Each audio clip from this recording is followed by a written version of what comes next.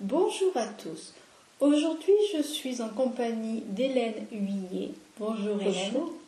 Bonjour Daniel. Hélène, nous avons déjà eu l'occasion d'échanger à différentes reprises face caméra pour parler déjà de ton dernier livre, Les murmures de la splendeur. Oui, de 2024, c'est ça. Voilà. Dernièrement, tu as eu l'amabilité de nous lire, de nous raconter un conte qui avait de l'importance pour toi au niveau philosophique. Le loukoum à la pistache. Voilà, merci. Catherine Zarcat. Voilà, merci de me remettre moi-même un petit peu d'actualité. Aujourd'hui, tu es là en tant qu'auteur pour nous parler de ton dernier roman, Les Orfèvres de la mémoire, et aussi pour nous expliquer un petit peu le processus d'écriture. Très souvent, quand on lit un livre, on se pose la question, c'est de quelle manière les personnages sont venus à l'esprit des auteurs, comment est-ce que l'auteur a ficelé un petit peu tout ça. Et accompagné donc de ton dernier livre, Les Orfèvres de la mémoire, qui est une prolongation, qui est une continuité de tes romans précédents. Donc là, c'est déjà le 6e, mais c'est le 5e, on va dire, dans cette série-là. Et toute cette réflexion que peut avoir un auteur autour de ses personnages. Alors là, on retrouve ton héroïne, si on peut l'appeler ça comme ça. Oui, elle est devenue mon héroïne. Alors, et ton héroïne qui s'appelle Laetitia, comment est-ce qu'elle est venue à toi? Comment est-ce qu'elle s'est présentée à toi? Alors l'héroïne, oui, mais j'aimerais parler un petit peu avant de...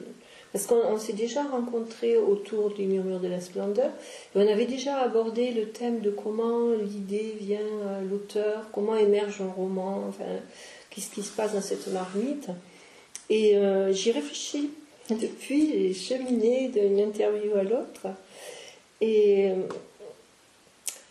j'ai travaillé avec des enfants toute ma carrière, et alors, en réfléchissant à comment viennent les livres, parce que c'est comme pour tout, on progresse dans tous les domaines, je me suis rappelé que je travaillais avec des enfants à un moment donné dans un IME qui n'arrivaient pas à lire.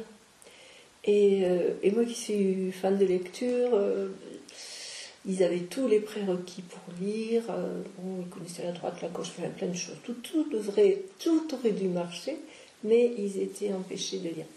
Alors, à l'époque, j'avais trouvé un texte que je vais vous lire, et je vous parlerai bien sûr de Laetitia. Il y a de bonnes raisons de croire que seuls les enfants pour qui la lecture est empreinte de qualités visionnaires et de magie deviendront plus tard des lettrés. La lecture et ce qu'elle apporte à la vie ne révèle pas seulement du moi et de l'inconscient, mais elle est également profondément enracinée dans l'inconscient. Donc là, j'ai mélangé conscient et inconscient, je me suis mal relue, j'écris trop mal, vraiment. Donc les personnes qui se consacrent toute leur vie à la lecture ont dans leur inconscient un reste de leur conviction d'enfant.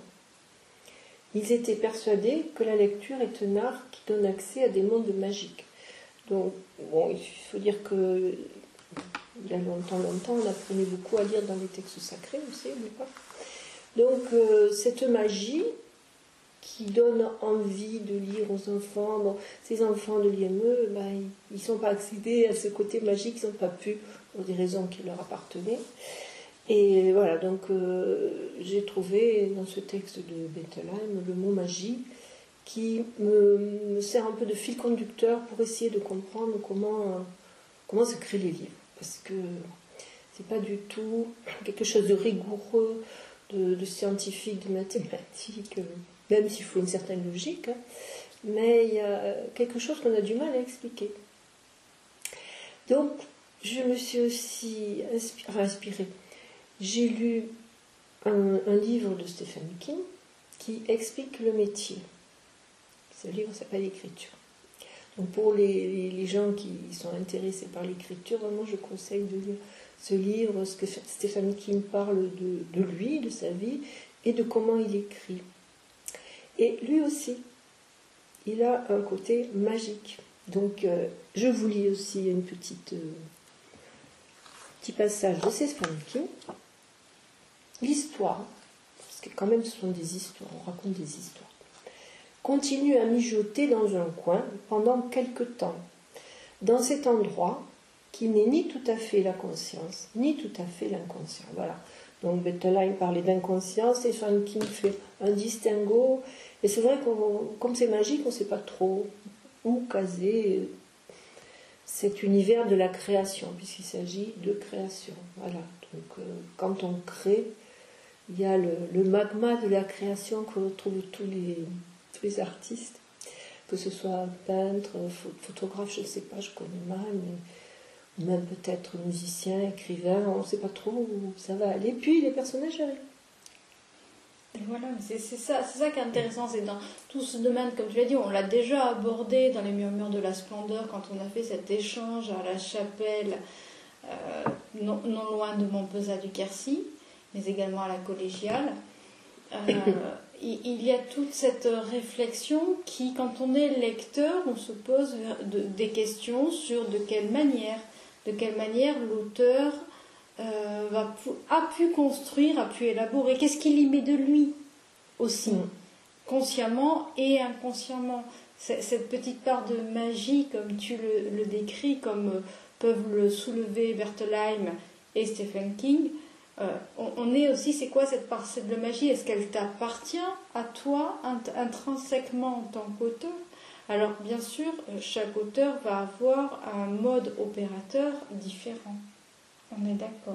Là aujourd'hui, c'est avec toi que j'ai souhaité échanger autour du sujet, parce qu'en tant que lecteur, en tant que lectrice et grande lectrice, il y a toujours ce questionnement, c'est cette personne, quelle qu'elle soit, a réussi à élaborer, à mettre en place un texte. Et pas tout le monde n'a cette compétence-là aussi, de pouvoir le mettre en place, de pouvoir le mettre en mots, et ainsi de capter un lectorat, quel que soit le lectorat. Oui, alors, je vais reciter un peu Stephen King, que je découvre finalement, je n'avais jamais lu. Et puis en ayant discuté avec certains auteurs, donc comme tu dis, chacun a sa façon de créer, mais il s'avère que ce côté magique de l'écriture, je le découvre depuis quelques années, depuis que je me mets à écrire, c'est que on décide d'une trame, de certains personnages, mais après on ne décide pas de tout. Donc je vous lis Stephen King, ça c'est vraiment étonnant. Alors, là c'est un livre, un polar, qui s'appelle Carnet noir de Stephen King, et l'auteur fait dire à un de ses personnages: c'est là que tu te trompes. Un bon romancier ne guide pas ses personnages. Il les suit. Un bon romancier ne crée pas les événements de son histoire, il les regarde se dérouler et ensuite il les écrit. C'est ça qui est fabuleux, qui est un peu addictif, parce que quand on se lance dans la création d'un roman, on est un peu pris dans cette atmosphère entre deux univers qui nous transcendent. Et voilà, donc comment j'en suis venue à... D'ailleurs, il faut que j'explique comment j'en suis venue à l'Homme de Pierre déjà, qui se passe au Moyen-Âge. C'est un peu grâce au lieu où nous sommes aujourd'hui, Daniel. Le château. Tu vois, voilà, nous sommes dans la bibliothèque du château de la Bastide-Marnac. C'est un lieu qui existe depuis le XIIIe siècle. Et ce château, j'habite à côté, j'habite pas loin. Et je pense qu'il a influencé l'origine du livre L'Homme de Pierre, puisque le livre se passe au XIVe siècle et une partie du livre se passe ici, dans le château de la Bastide-Marnac. Donc voilà, les influences que peuvent avoir les auteurs, ça peut être un lieu, ça peut être une atmosphère, ça peut être... Donc, dans L'Homme de Pierre, un personnage qui aurait pu exister à l'époque est le héros, et comme il y a une bascule contemporaine, il y a des personnages contemporains, et c'est là qu'arrive donc Laetitia. J'ai suivi Laetitia, qui est arrivée comme ça, elle est arrivée en faisant de l'aviron, tout d'un coup. Pourquoi, je ne sais pas. Parce que j'aime l'aviron, peut-être. Peut-être parce que tu aimes l'eau. J'aime l'eau aussi, c'est vrai. Voilà, donc il y a eu cette création de l'homme de pierre, Béraud, qui s'appelait Béraud, et puis Laetitia. Donc dans l'homme de pierre, la partie moyenâgeuse était beaucoup plus importante, mais après, dans les autres livres, il y a eu des livres contemporains où Laetitia a continué à dérouler son histoire. Elle a pris de l'ampleur. Dans le premier livre, elle était un peu esquissée, on va dire, très, très oubliée, un peu, enfin bref. Et dans le deuxième livre, qui s'appelle Une surprise à chaque pas, Laetitia explique sa vie, comment elle en est venue à ce qu'elle est. Elle a une histoire un peu comme d'autres gens ont eu. Et après, voilà, ce qui m'intéresse, c'est que chacun, dans la vie, crée sa vie. Et Laetitia, avec ce qu'elle avait, donc elle s'est aperçue qu'elle avait été abandonnée sous X, elle retrouve sa famille biologique. Avec tout ça, elle fait sa vie d'une certaine façon. Peut-être d'autres auraient fait leur vie d'une autre façon. C'est ce qui me passionne aussi dans les romans. Et après, voilà, Laetitia continue son envolée dans les orfèvres de la mémoire. Les orfèvres de la mémoire, où sa vie évolue. Sa vie évolue, il y a un déménagement, une rencontre amoureuse, et elle peut réaliser un de ses rêves qui est de créer une agence de détective privé avec son amoureux. C'est le thème des orfèvres de la mémoire. Voilà, je le remonte. Mais vous allez voir que, mine de rien, comme tu disais, Daniel, on met un peu de soi dans les livres. En le relisant, en préparant cet échange avec toi, je me suis aperçue que dans certains passages, mine de rien, ressortait l'importance de l'écriture et de la lecture. Je peux vous lire certains passages qui sont dans les orfèvres de la mémoire, ou des personnages, je ne sais pas si on peut dire subalternes, parce que chacun a son rôle. Complémentaires.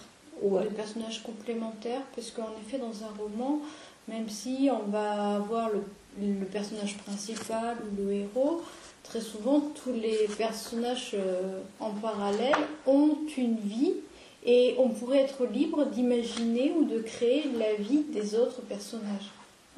C'est vrai. Et orienter des histoires complètement parallèles. Oui. Ah oui. Ça a peut-être déjà été fait.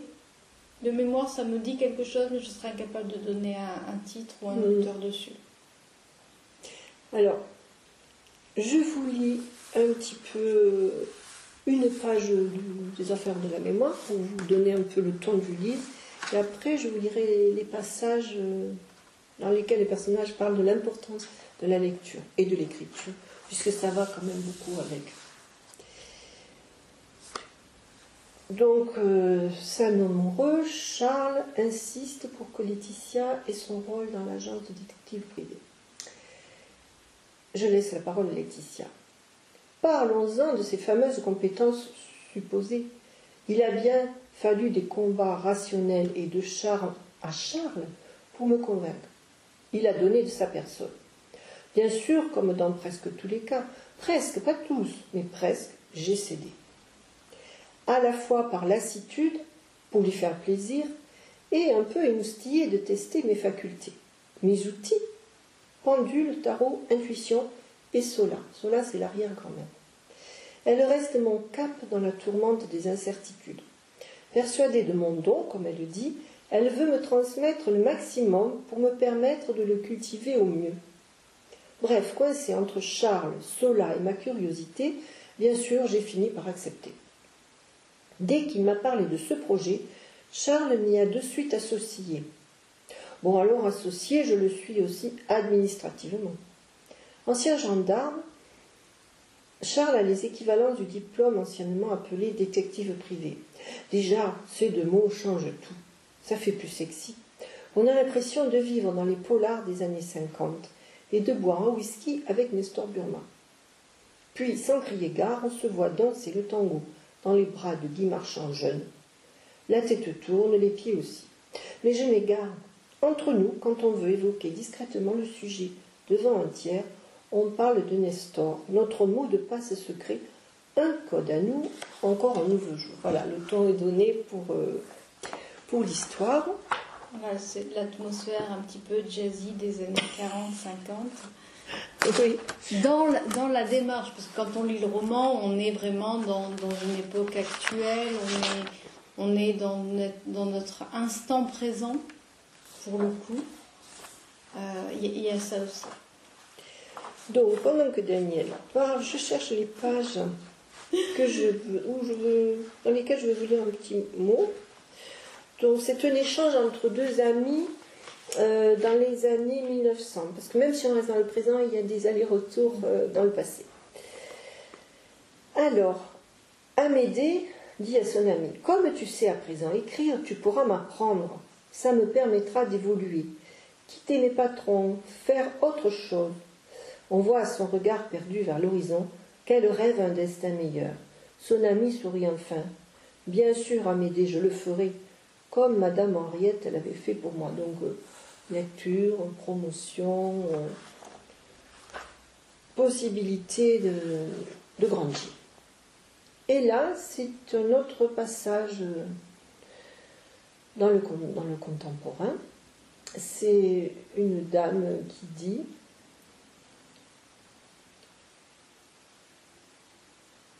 Elle parle d'une citation littéraire. Donc quelqu'un lui dit « J'avais oublié ta grande culture littéraire. » Cela surprend toujours chez une coiffeuse. Un jour aussi, je t'expliquerai. L'origine remonte à très longtemps. Les livres m'ont sauvé. Voilà, donc l'écriture qui permet à des femmes de s'épanouir, de vivre leur vie dans un mieux, et puis elle qui a été sauvée par les livres, mine de rien, des petits clins d'œil comme ça. Des petits clins d'œil, donc dans le côté historique bien sûr, dans le côté actuel, avec ce cliché, cet archétype d'une personne, là pour le coup c'est une coiffeuse, qui dans l'inconscient collectif du roman était peut-être, semblait moins lectrice que d'autres. Voilà. Il y a ça aussi, il y a le côté, on dénoue cet archétype et on remet en avant que oui, elle prend du temps, elle lit, elle aime ça, et ce n'est pas parce que son métier est un métier de coiffeur qu'il faut l'enfermer dans l'archétype, voilà. Encore une fois. C'est ça. Et tous ces personnages, donc on a vu que Laetitia avait émergé au fond de toi, quand tu as su immédiatement, c'était elle, lors d'une session d'aviron. Mais après, il faut les faire vivre, ces personnages. Et oui, il faut les faire vivre. Alors, c'est amusant parce que je t'avais déjà raconté cette anecdote. Les personnages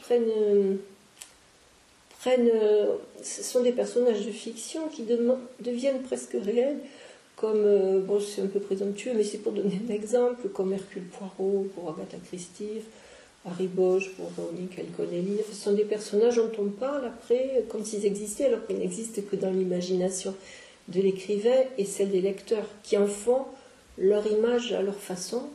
Je trouve que c'est mieux que les films, enfin bon, c'est encore autre chose.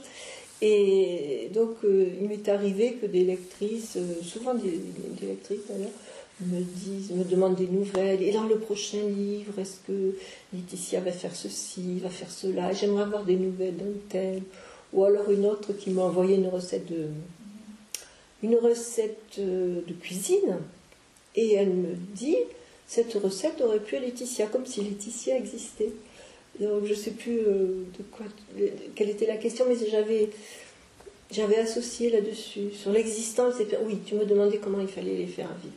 Donc je les suis, comme l'a bien expliqué Stéphane King, je les suis, et j'étais surprise. Ils font des rencontres, des fois étonnantes. Tiens, pourquoi cette rencontre? Et puis voilà, donc Laetitia, au fil des livres, ça se passe déjà dans L'Homme de Pierre, parce que c'est grâce à elle que le roman naît quand même. Si vous le lisez, vous verrez, je ne peux pas tout raconter. Dans le deuxième livre, elle rencontre sa famille et elle accepte. Son arrière-grand-mère lui révèle qu'elle a un don qu'elle commence à accepter. Et dans le dernier, donc son amoureux la prend dans son agence grâce et pour ses dons. Et là, la magicienne, puisqu'on parlait de magie, c'est une magicienne moderne, donne du mieux qu'elle peut. Et elle suit une enquête un peu occulte pour améliorer la vie de certaines personnes. C'est une magicienne blanche, bien sûr. Et là, il y a aussi ce parallèle complémentaire, c'est-à-dire que tu parles de magicienne, tu parles d'occultisme. Ça nécessite aussi des recherches de ta part, une démarche pour te rapprocher le plus possible de quelque chose qui semble cohérent au lecteur. Oui. Alors les recherches, c'est surtout dans les livres qui concernent le Moyen-Âge, dans L'Homme de pierre et les murmures de la splendeur. Parce que les murmures de la splendeur sont là. Oui, alors ça aussi c'est amusant, parce que dans L'Homme de pierre, il y a une partie Moyen-Âge, une partie contemporaine, et il m'a paru évident de continuer dans ces deux voies. Donc les murmures de la splendeur sont la suite moyenâgeuse de L'Homme de pierre, Une surprise à chaque pas et maintenant les orfèvres de la mémoire sont la suite contemporaine de L'Homme de pierre. C'est le livre Racine finalement. Voilà. Et oui, les recherches, surtout dans les livres qui sont consacrés au Moyen-Âge, mais dans celui-ci aussi, il y a des recherches faites sur les époques passées, à l'époque de l'Art Nouveau, 1900, que j'aime beaucoup, mais j'ai creusé un peu plus la connaissance de certains artistes, de certaines villes. On n'en dit pas trop non plus. Et c'est aussi tout ce parcours de l'auteur, ce parcours, on va dire, de recherche, d'échange, de découverte, qui va permettre d'alimenter les personnages, mais aussi le décor. Oui, parce qu'il y a dans les orfèvres de la mémoire, il y a... Bon, l'auteur essaie de se faire plaisir, mais pas toujours, puisqu'il y a des personnages sympathiques et d'autres très antipathiques. Et il a fallu que je recherche, je ne vous dis pas tout, parce que sinon il n'y aurait pas de suspense. Mais enfin, ce personnage très antipathique a des pratiques particulières que je connaissais superficiellement, donc j'ai creusé, je me suis renseignée, mais c'est intéressant aussi. Ça nous permet de nous dépasser aussi, d'écrire des livres dans des domaines qu'on connaît ou pas du tout, un peu ou beaucoup. On améliore toujours nos connaissances. Puis ça fait des liens, comme tu disais tout à l'heure, Daniel, ça fait des liens avec d'autres livres, d'autres ouvrages, d'autres personnages. Et c'est un monde fantastique. Dans ce monde que l'on va qualifier d'imaginaire, même si c'est au-delà de ça, oui. Dans cette sphère, on va dire, entre le physique et l'invisible, où les informations vont circuler et où l'auteur va les puiser, est-ce qu'il est nécessaire, du moins pour toi, est-ce qu'il est nécessaire de te mettre en état de méditation, ou alors la méditation vient tout naturellement quand tu te lances dans l'écriture, ou au contraire tu as besoin de mise en action, de mise en mouvement pour que les personnages puissent vivre? Alors là c'est très spécial aussi, comme je vous le disais tout à l'heure, quand je me lance dans l'écriture d'un nouveau livre, je sais que j'en ai pour plusieurs mois à être dans un état un peu second, pas permanent, mais presque. Puisque même si j'écris le matin, j'aime bien écrire le matin, ce que j'écris le matin, c'est le résultat, je ne sais pas, mais c'est les conséquences de toutes les idées qui me sont passées par la tête, ou la nuit, ou la veille, ou l'avant-veille. Ça veut dire qu'on est quand même pris par cette imagination, par ces personnages. C'est le côté du créateur aussi. J'ai eu une période où je faisais des patchwork, c'était pareil. C'est-à-dire, je pensais aux couleurs, l'évolution de mes patchwork qui était assez grand, c'était des grands tableaux d'art textile, maintenant on appelle ça art textile. Et voilà, donc il se met en place un processus de création pour l'histoire, pour les personnages. Le côté recherche finalement classique dans les revues, dans les livres, sur internet ou auprès d'interviews auprès des gens aussi, c'est plus apaisant parce que c'est quelque chose il y a l'enracinement comme tu disais, on est à la fois dans la racine et puis dans le ciel, on est entre deux. Donc, le côté recherche, c'est rassurant. Et après, le côté imagination qui est propulsée par la vie des personnages qui me dépassent parfois. Je ne sais pas d'où ça vient et je ne sais plus où en était la question aussi. C'est toujours dans cette traçabilité de quelle manière vont évoluer des personnages, de quelle manière vont évoluer les environnements, puisque là aussi, tu as fait déménager tes personnages. Oui. Donc, pour ceux qui connaissent, on va retrouver la ville de Biarritz, on va retrouver un petit peu ce côté basque, ces paysages et ces pays basques. Pour ceux qui n'ont pas eu l'occasion d'aller dans ces régions-là, c'est aussi un voyage par le biais du livre, en gardant à l'esprit que, à ma connaissance et dans ma mémoire, même si aujourd'hui il y a quelques temps que je n'y suis pas allée, tu as relativement gardé les faits et les traits de l'environnement. De la basquitude. Voilà. Mais oui, alors c'est pas un hasard non plus, puisque le Quercy, dans l'âme de Pierre, l'histoire se passe dans le Quercy, et ce sont quand même le Pays Basque aussi, d'après mes intuitions, d'après mes connaissances, d'après ce que j'ai lu, ce que j'ai vécu, ce sont des lieux assez chargés au niveau spirituel. Et c'est pas un hasard, puisque mine de rien, dans mes bouquins, les personnages ont une recherche spirituelle qui se définit ou qui se conjugue de différentes façons. Dans les murmures de la splendeur, c'est peut-être un peu plus fort, puisque c'était dans une époque où la religion prenait l'importance au quotidien. Là, dans les orfèvres de la mémoire, c'est moins... c'est prégnant, mais d'une façon différente. Mais tous mes personnages dans mes livres sont dans une recherche, une quête spirituelle à leur niveau, à leur façon. Donc les lieux dans lesquels ils évoluent aussi, forcément, au Pays Basque, il y a des endroits très chargés, dans le Quercy aussi, ici peut-être aussi d'ailleurs, cette bibliothèque. Il y aurait toute une histoire à faire sur ce château, au-delà de la bibliothèque, sur le château de la Bastille de Marnac.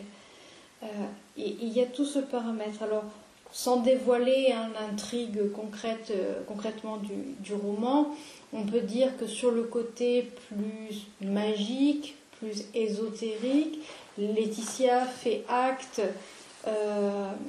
Comment on peut qualifier ça? C'est un enchantement? C'est quoi? C'est pas de la médiumnité? Oh, je sais pas. Je n'ai pas envie de qualifier, de mettre. Il faut lire le livre. J'ai pas envie de toujours mettre des mots sur les choses ou sur les événements. Les choses se font d'une façon évidente. Elle a trouvé, grâce à son intuition, un truchement pour aider une personne en souffrance qui souffrait de ses ancêtres, pour résumer les choses. Et elle a pu aider cette personne en remontant dans le passé d'une façon un peu insolite, donc, que je ne vais pas dévoiler. Mais c'est vrai que le titre s'appelle Les Orfèvres de la mémoire, donc il y a des bijoux qui sont en jeu. On comprend en lisant la raison du titre. Voilà. Aussi. Ouais. Et je dois aussi remercier l'amie qui a fait la couverture. C'est une amie qui s'appelle Fabienne Sutter, qui est très compétente et qui a fait la couverture selon les désirs de l'auteur. La couverture qui est complètement cohérente par rapport à la thématique. Encore une fois, quand on lit le livre, on est dans ces époques-là. C'est un peu le début du XXe siècle, avec la mixité de notre période actuelle, dans les années 2020 et des poussières. Il n'y a pas de réelle datation pour le ici et maintenant. Si, il y a des datations, puisque c'est la suite des livres d'avant. Mais enfin, on l'oublie, on peut l'oublier. On oublie un petit peu. C'est pas très important.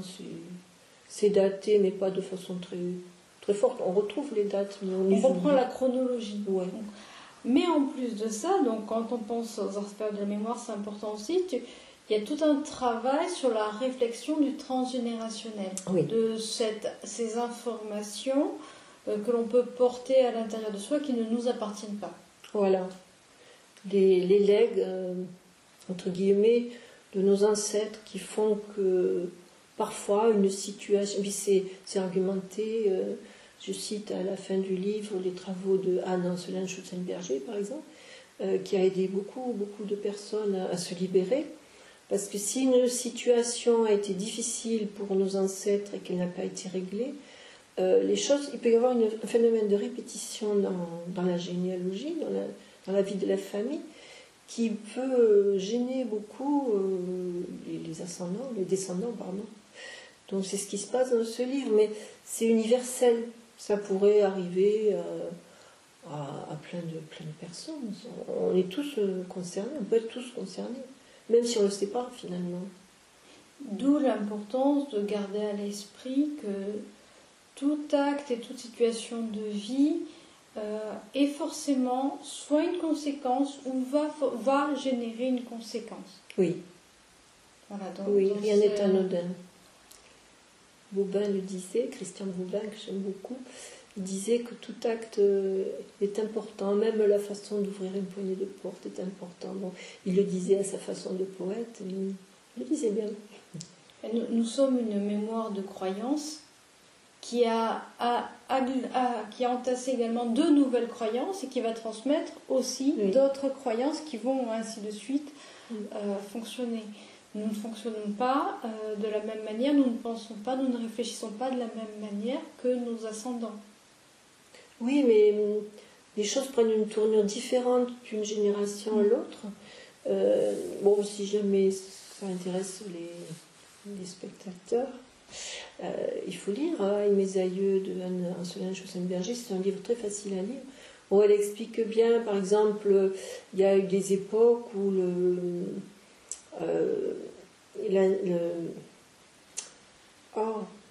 je perds les mots pour le coup.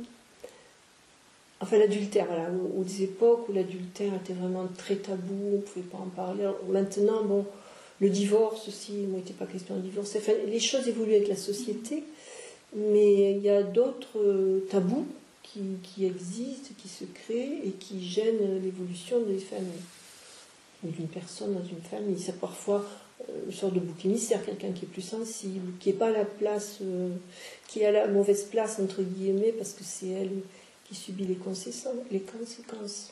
Voilà, c'est ces fameuses, on va dire, ondes ricochées. Oui. Les conséquences d'une situation. Et là, on le voit aussi dans ton livre avec... bien sûr, on ne va pas révéler l'intrigue. Hein. L'idée, c'est quand même de susciter l'envie aux spectateurs de le lire. Mais c'est quand même gardé dans cette thématique-là que notre héroïne, Laetitia, va faire en sorte d'aider une personne qui vient à elle à résoudre une problématique qui ne semblait pas finalement une onde de choc du passé et qui s'en avère être une. Et puis, alors dans mes livres, souvent il y a plusieurs, surtout les livres du contemporain, il y a toutes les générations sont actrices. Chacun a son rôle et les arrière-grands-parents, les grands-parents, les parents, les enfants, enfin tout le monde a un rôle à jouer dans l'histoire, dans l'intrigue. Eh bien, je pense qu'on a déjà fait un petit peu le tour. Qu'est-ce que tu en penses? Oui. Mais tu es également là pour nous parler donc d'un événement qui a lieu très prochainement, donc ce dimanche 16 mars à la Bastide-Marnac. C'est pas pour rien qu'on est au château, bibliothèque de cette commune. C'est aussi un événement qui a de l'importance pour toi. C'est le Salon du Livre. Le Salon du Livre des auteurs, du livre et des auteurs. Ouais. Et tu es aussi là pour nous en parler un petit peu. Alors, effectivement, vous pouvez trouver ce livre au Salon du Livre. C'est bien l'autopromo des fois. C'est la Bastide-Marnac, mais je ne serai pas seule. Nous serons une trentaine d'auteurs. Le Salon du Livre à la Bastide et des auteurs. Le Salon du Livre et des auteurs à la Bastide a lieu pour la 3e fois. Et il commence à avoir beaucoup de succès. On a eu beaucoup de demandes d'auteurs. On a fait patienter certains auteurs pour l'année prochaine. Et cette année, le principe est de d'inviter quelqu'un qui travaille autour du livre ou en écho avec le livre, enfin un artiste. Donc la première année, c'était une artiste lautoise qui avait fait la couverture d'une surprise à chaque pas, qui avait exposé ses œuvres. L'année dernière, c'était les photos c'était bien aussi. C'était un club de photos de Bégousse qui avait exposé les photos de la bibliothèque patrimoniale. Donc c'était un lien avec les livres aussi. Et cette année, c'est Christian Verdun qui habite à Arcambal, qui est un artiste reconnu, qui va montrer les pages originales de certaines de ses œuvres. Il a fait des livres pédagogiques, il fait des BD, il fait des sculptures. Il est foisonnant, donc ça sera notre invité d'honneur. Après, il y aura toutes sortes d'auteurs, auteurs jeunesse, auteurs de polar, sur l'histoire en général, sur les romances, le terroir. Enfin, vraiment, il y en a pour tous les goûts. Et c'est pour ceux qui le souhaitent, pour ceux qui seront dans le coin, donc dans le Lot, dimanche 16 mars. Voilà, il y a cette activité. Bien sûr, il y a d'autres activités à l'extérieur pour ceux qui ne seront pas intéressés, ça c'est sûr. On n'est pas là pour dire faites, venez spécifiquement. Mais l'idée, c'est vraiment ça, c'est de rappeler qu'il y a beaucoup d'auteurs, beaucoup de personnes qui sont là aussi pour partager leurs textes, leur amour des mots, leur amour du vivant, et que être auteur, ce n'est pas quelque chose de facile, surtout si on n'est pas forcément dans les grandes têtes d'affiche. Être auteur n'est pas une profession extrêmement rémunératrice. Donc il est vrai aussi que tous ces auteurs ont besoin de vous, ont besoin du public, ont besoin de ces échanges, de ces moments de partage lors des salons, lors des dédicaces, pour un petit peu savoir qui va être en face, qui va lire les livres, oui. Et ces retours, ces partages, ces interactions, parce qu'on le rappelle encore, il y a beaucoup d'auteurs aujourd'hui en France et par ailleurs qui sont en auto-édition, donc c'est déjà eux-mêmes qui vont financer l'édition de leurs ouvrages. Donc il est intéressant et important le plus possible de pouvoir créer ces moments de partage, d'interaction, où finalement les auteurs vont se rencontrer entre eux, parce qu'il y a ça aussi, c'est ne pas rester seul dans son coin. Tout à fait, oui. C'est un lien social particulier, puisque communiquer avec des créateurs, c'est souvent un peu surréaliste, mais c'est très sympathique, parce que chacun a rencontré les mêmes affres, entre guillemets, de la création ou de la publication, comme vient de dire Daniel. On partage ensemble nos expériences, nos désirs d'écrire, nos textes, on fait des échanges de livres, et puis on échange avec les lecteurs qui viennent, ça c'est formidable, c'est du vivant. Oui, c'est en même temps, le lecteur a la joie de rencontrer la personne qui aura écrit le roman qui aura plu, ou même pour découvrir des auteurs auxquels on n'aurait pas pensé.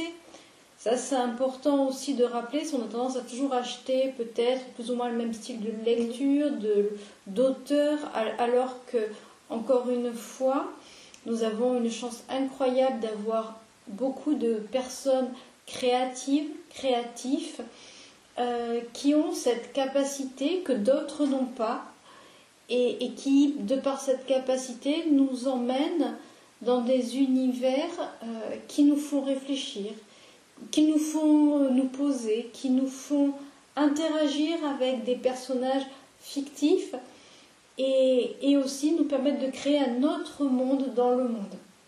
Je voudrais aussi préciser qu'il y aura la présence de Patrice Foissac, qui est historien du Moyen-Âge, spécialisé dans le Moyen-Âge, qui habite à la Bastide-Marnac et qui co-organise donc avec les amis de la bibliothèque et la municipalité ce salon du livre. Lui présentera des ouvrages de la Société des études du Lot, une société savante qui est dédiée beaucoup à l'histoire et au terroir à la région.